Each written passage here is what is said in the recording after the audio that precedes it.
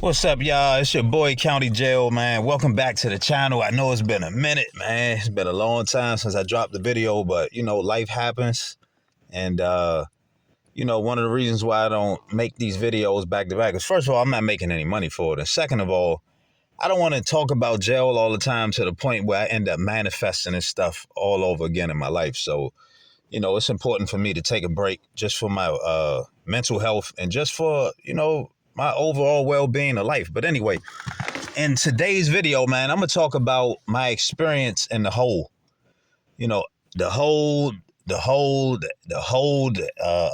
shoe, or whatever you guys want to call it. It's lockdown, man. And some people have been locked down 23 hours, 23 and 1.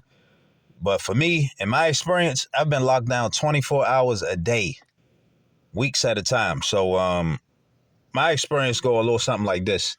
So I got locked down for refusing to eat food. So when you locked up, man, I mean, the food is pretty much in rotation. You know what I'm saying? It's like after about a week or two, that's it. You see the best of what they got, man. And then what's going to happen is you're going to see that same rotation of food every week. So look forward to eating the same food every week, man. Look forward to eating spaghetti, chicken patties, beef patties that taste like dog food. What else? String beans, red soup with crackers or bread or whatever they put on there. I can't even remember, man. But the food, it'll get to you. That's why some guys eat a lot of commissary, man, because you can't just live on food alone. Because after dinner is over with, you starve for the rest of the night. I mean, that stuff probably sit in your stomach for about a couple of hours, and after that, you're pretty hungry, man. So what happened with me, I went on strike, and I got tired of eating food. So I refused to eat breakfast, lunch, and dinner.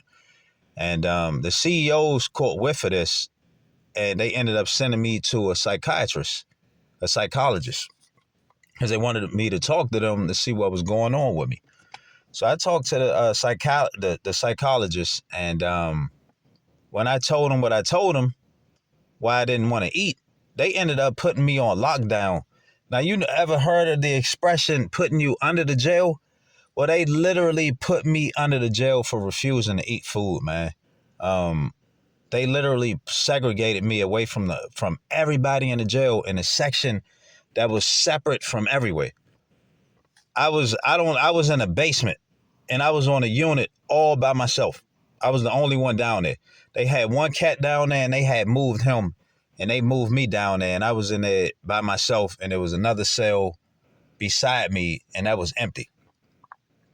So being in this cell all day, I didn't have one book to read, and I was underneath a camera all day. So just picture yourself being in a room, locked door. Then from that locked door, they got another locked door like a few feet away from that door where nobody can hear you.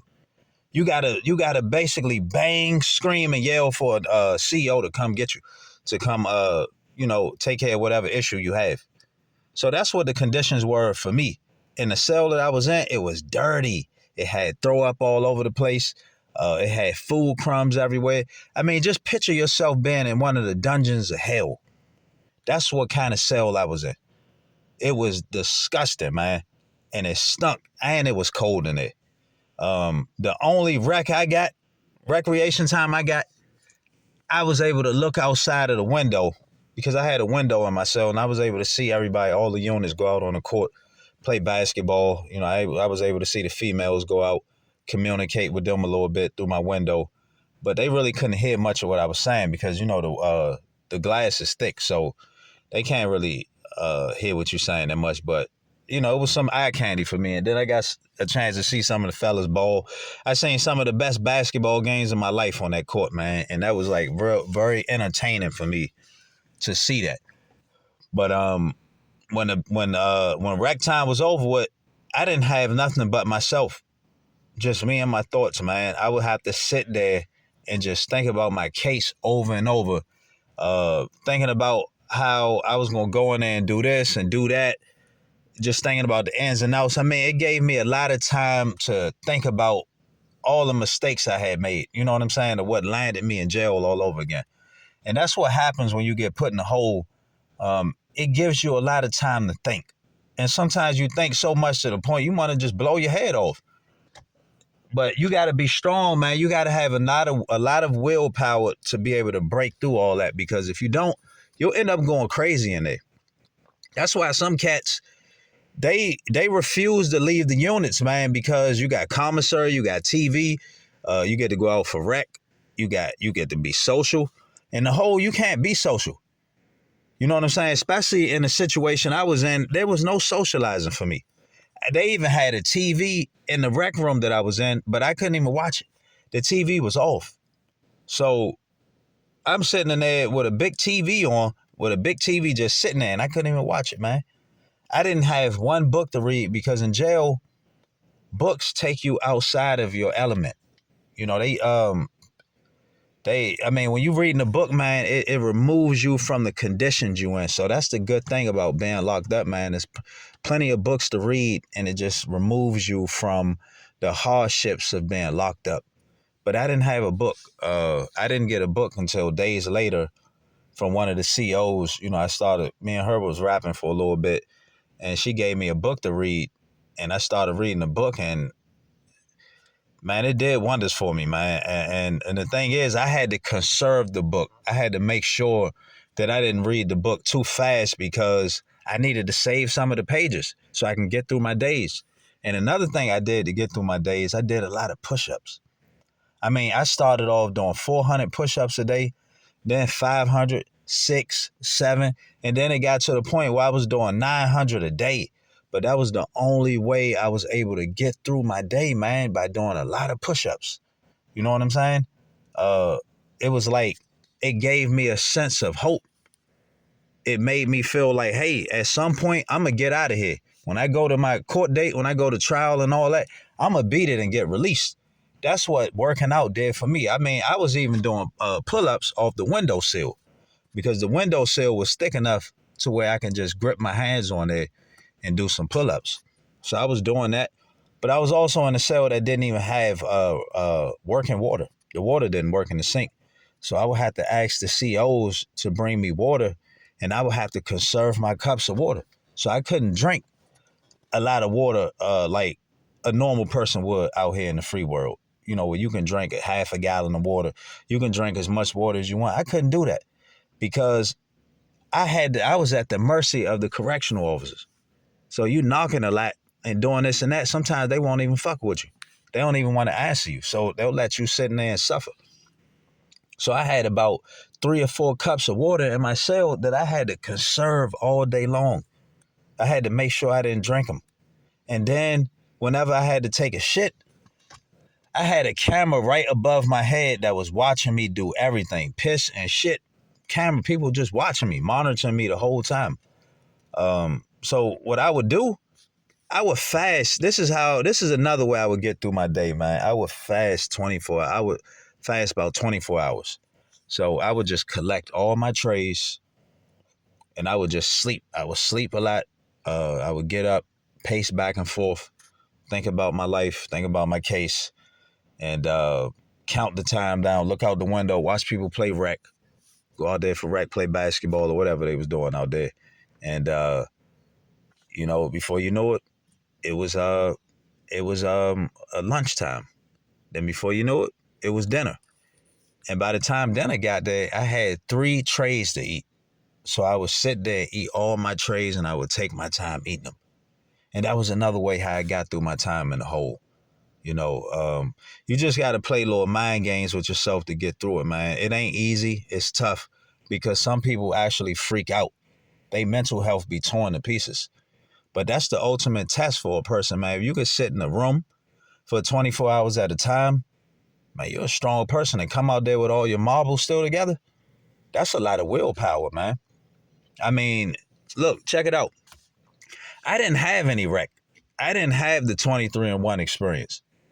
I mean, I've had it before, but I didn't have it when I was under the jail like that. I was in that room all day long, man.